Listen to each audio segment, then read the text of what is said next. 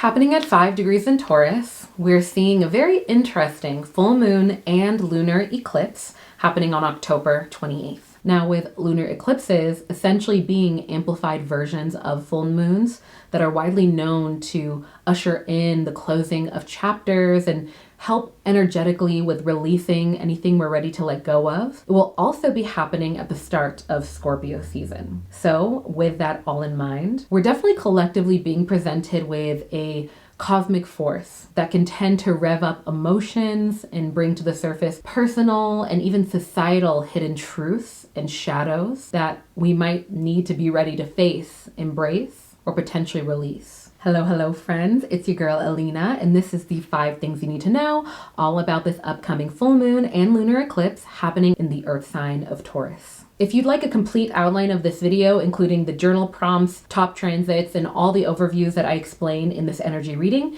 then click the link in my video description to sign up for my email newsletter. I'm also excited to announce that the 2024 Auralign Astrology planners are on sale now. Yay!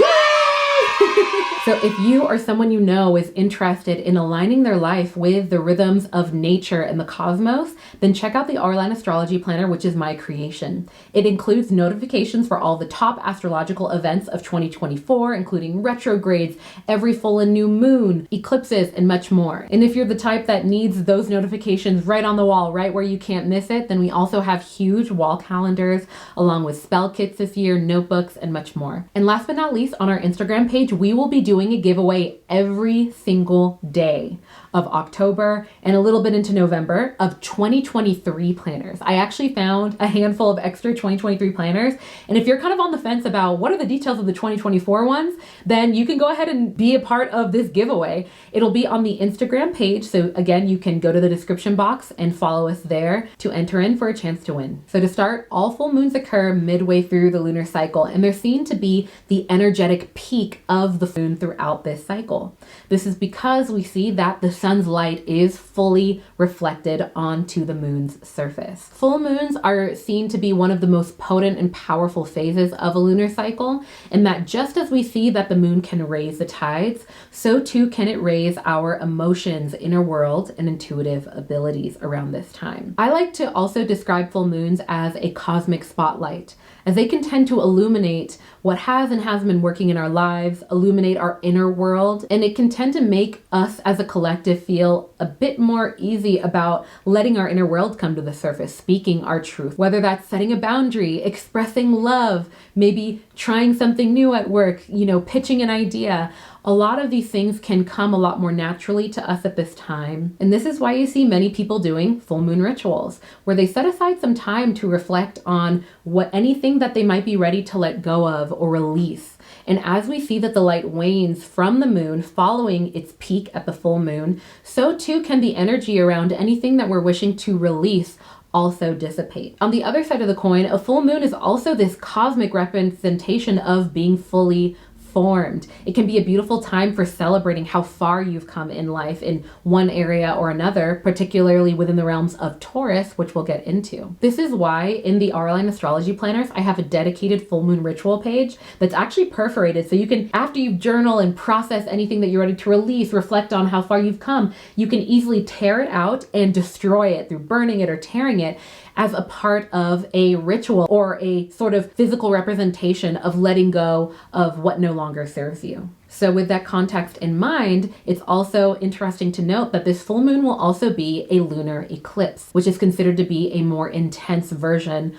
of a full moon. So all of the same themes of a full moon are present. That of bringing our inner world to the surface in terms of it feeling a lot easier to speak our truths and process things, but it can also feel more noticeable at this time for that reason with lunar eclipses, that they can often tend to unveil secrets and rev us into more of an emotional overdrive, so to speak. And this eclipse is happening in the sign of Taurus, the sign of material comforts, sensory enjoyments, and different aspects of the second house, which it rules over, things like finances in our material world. So under a Taurus eclipse, we can definitely expect financial surprises potentially, hidden emotions coming to the surface within our lives or for those around us. And on a global scale, we can tend to see revelations coming to the surface when it comes to things coming about in the news, or even nowadays, we're in the age of Aquarius with the internet through social media and the internet. And on a more practical note, Taurus moons in general can tend to bring a bit more patience,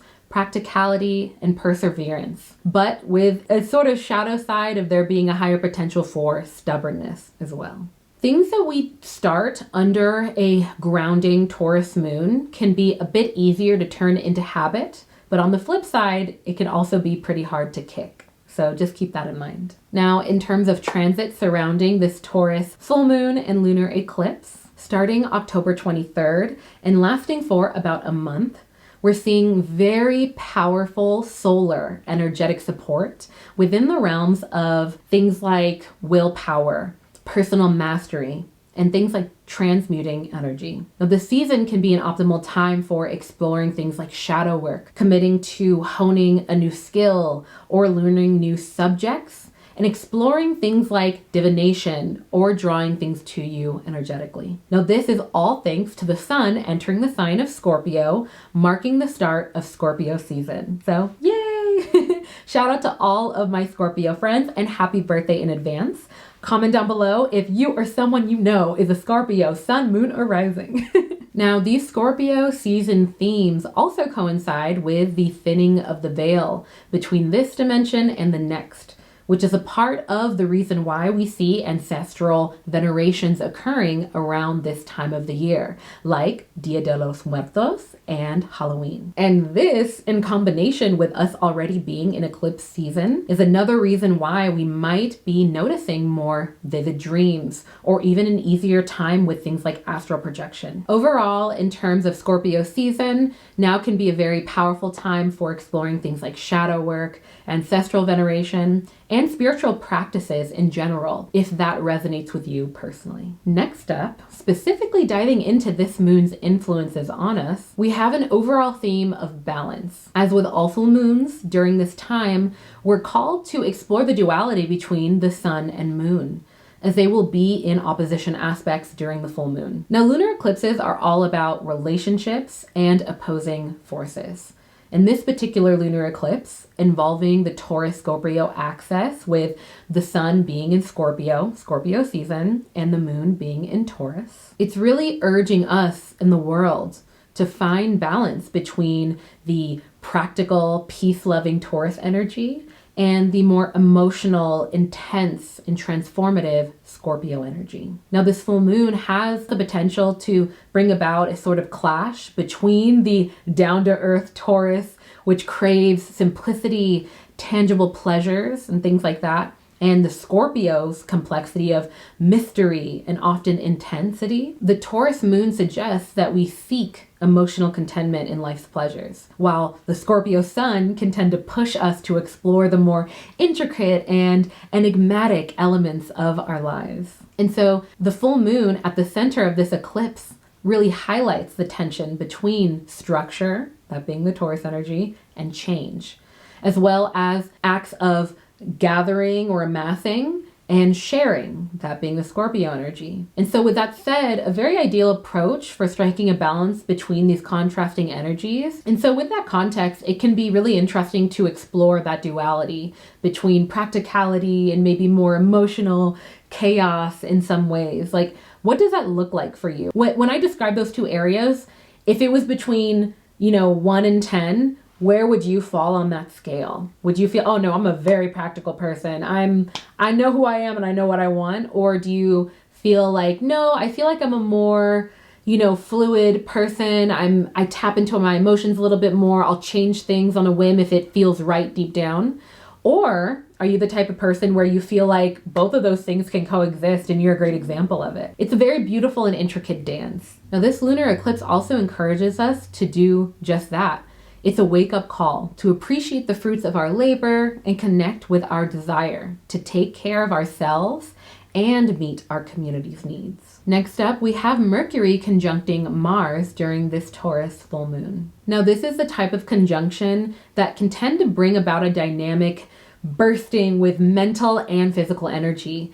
It's actually like a spark that can ignite our thoughts and actions, really prompting us to take decisive steps in alignment with our inner direction, while also lowering our pull with distractions. So with Mercury representing communication and mental agility, and Mars symbolizing inner drive and assertiveness, this transit really unifies the power of our thoughts, that being the more mercurial energy, and the fuel of our determination, that being the more Mars energy. And when these two planets meet in a conjunction, it can tend to signify a concentrated energy that can really stimulate intellectual and physical endeavors. So with that said, this can definitely be a great time for amplifying our communication skills and harnessing our willpower to act on ideas. All in all, the Mercury conjunct with Mars transit around the time of this eclipse will definitely be one that encourages us to embrace any sort of bursts of mental and physical energy that we feel. And it can definitely be a time to ignite our thoughts, align them with our actions. And in general, this transit is just one that really supports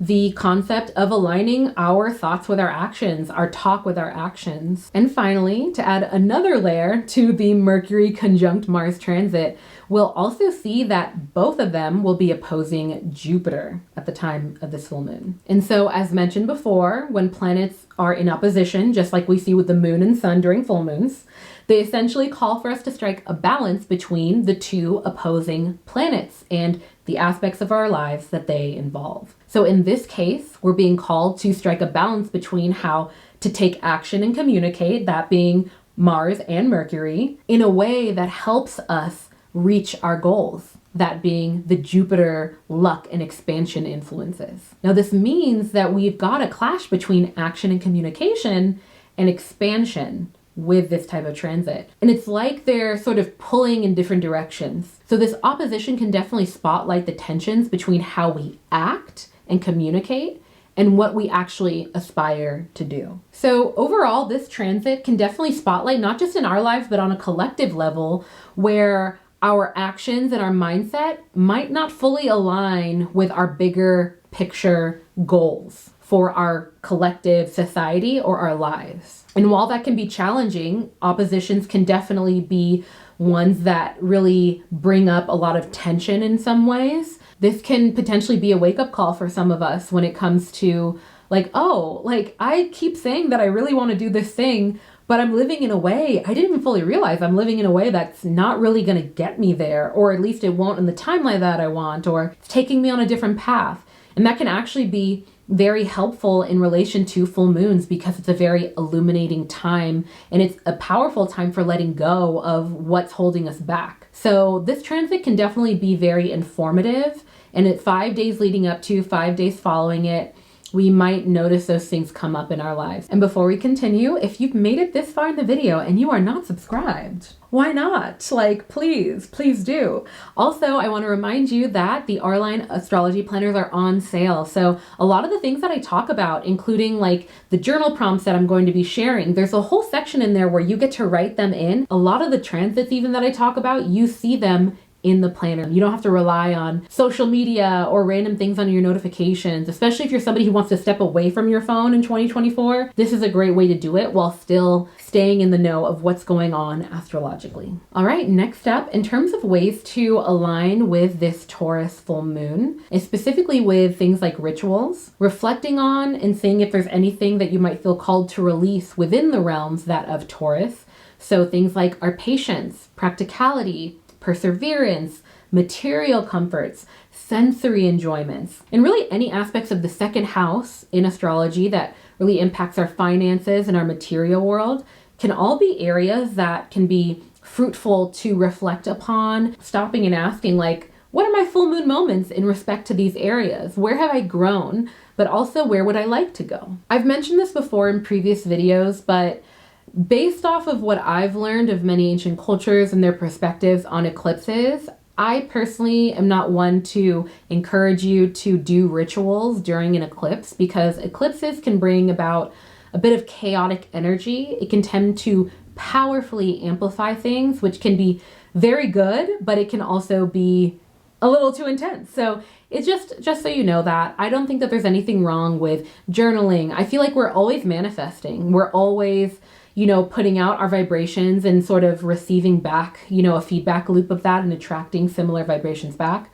But in terms of a more intense ritual, I just am not one to do that. Okay, next let's move on to collective perspective.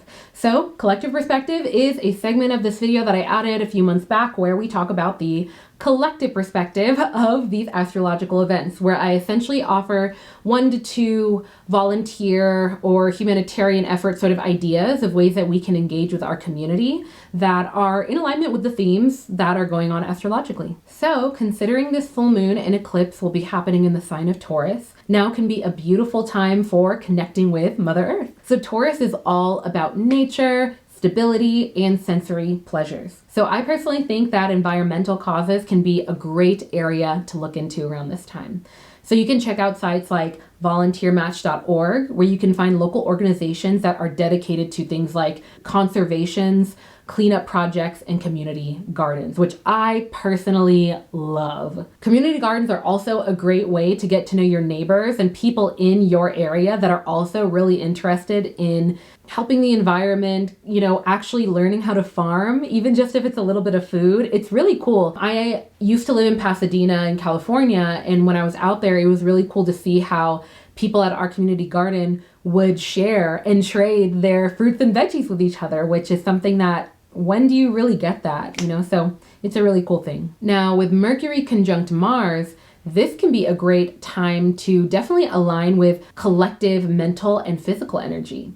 So you can check out sites like idealist.org, where you can find volunteer opportunities that are around things like teaching, mentoring, or even participating in local sports programs. As always, if you're interested in learning more about these things, they will be linked in the video description below. Let's now move on to the full moon and eclipse journal prompts or writing prompts. So what I'll do is I will read them out. You'll see them on the screen, and they will also be shared in the video description. If you have your Auralign astrology planner, you can go ahead and flip to the dedicated full moon ritual page where you can write all of this out. This also reminds me, again, if you're interested in getting a whole outline of this video, including writing prompts emailed directly to you, then you can sign up at the link in my video description to get the newsletters. So yeah.